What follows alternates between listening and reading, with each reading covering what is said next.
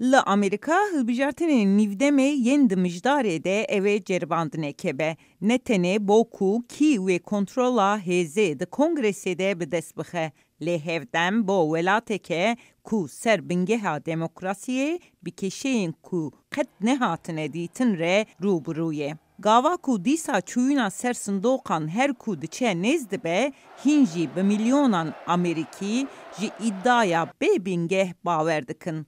Ku di hilbijartina 2020 de hîle û sextekarî hebû. Malpera lêkolînên dengdanê 538 texmîn dike ku zêdetirê nîvê Amerîkiyan wê di vê mijdarê de ser nebawerkirina encamên hilbijartina 2020 biçin ser sindoqan. Li eyaletên Mîna, Arizona û Pensilvanya ber endamên komarî yên bo walitiyê bawer nakun ku serketina Serok Biden ya li qesra spî rewa bû. Hilbijartinên me ji me hatine dizîn.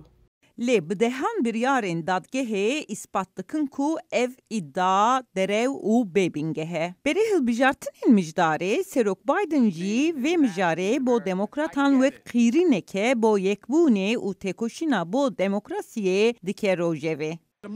Demokrasî zîndî nabe eger aliyek bawer bike du encamên hilbijartinan hene, yan ew serketine yan ew hatine xapandin û komariyên maga îro duê qonaxê dane.